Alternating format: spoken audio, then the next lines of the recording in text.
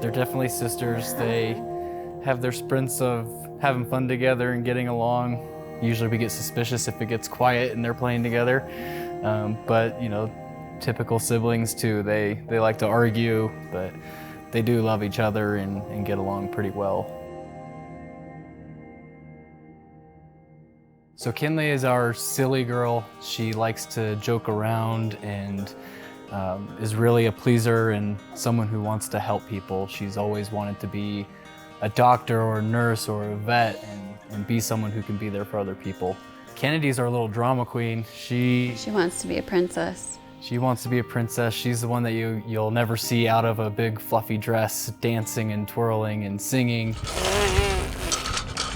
She is silly. She likes to pretend like she's Elsa. She's always Elsa, and she will freeze you like Elsa. Kinley is a big sister. She was second time around, and she's really interested in helping and holding and just gives her kisses and just loves her to death. Kennedy does too, but she's definitely, you know, first time big sister and kind of like, wait, what's happening and why is this new baby here? Honestly, I think Karen has been sent to us because she's gonna help us. I mean, we found out the morning after we had her, and I think that somehow she's here to help us get through some of this hard time.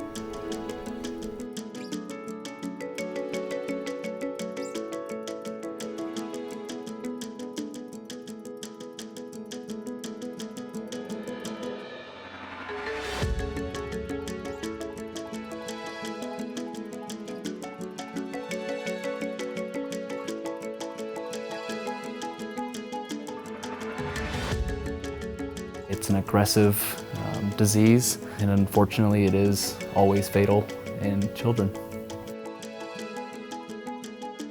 Every single moment matters so much because we don't know how much time we'll have with them. From what we've been told, life expectancy for the type that our girls have is somewhere into mid-childhood, 10 years old, perhaps into the teens. There's no playbook here. We're on a path where dollars and research are the only thing that we can hold on to.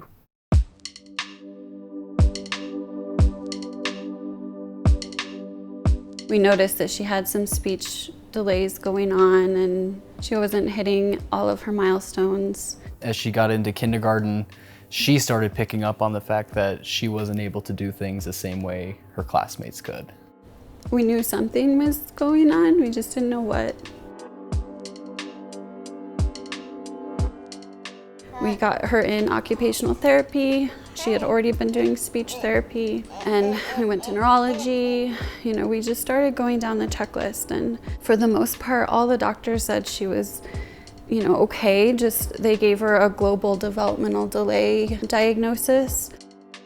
And when Kennedy started to show similar things with her speech delays is when I started to really worry. And that's when basically demanded a full genetic panel to be run. And yeah, the morning after we had Karen, we had a telehealth appointment with the geneticist, and that's when she told us that the girls had this incredibly rare disease. Obviously it was a shock to us after so many years of trying to get an answer. That's not the answer you expect. Nor is it ever the answer that you want to hear.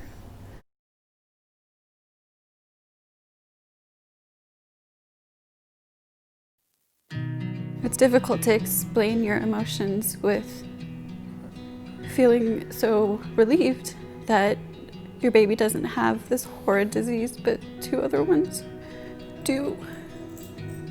And you just wonder why.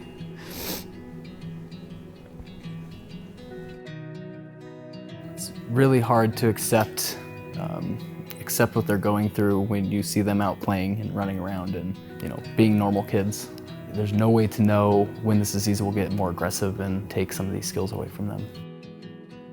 The progression doesn't take a break because there's a pandemic, but the research has to continue to move forward because every day, every minute counts.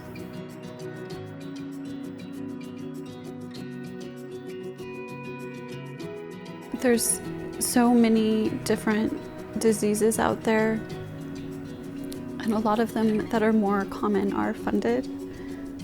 But just to stop and think about the rare ones. Because we love two little girls that are incredibly rare. Kinley and Kennedy didn't have a choice in this. You always have a plan for your kids and a vision of Graduating high school. going to prom, getting in trouble, all those things that we had an opportunity to do. You never think this is going to happen to you. When you're sitting here and living it, and you know you have to be strong and you have to do everything you can to help. And for us, that's gonna be the raising money and hope that a cure can be found before they disappear on us.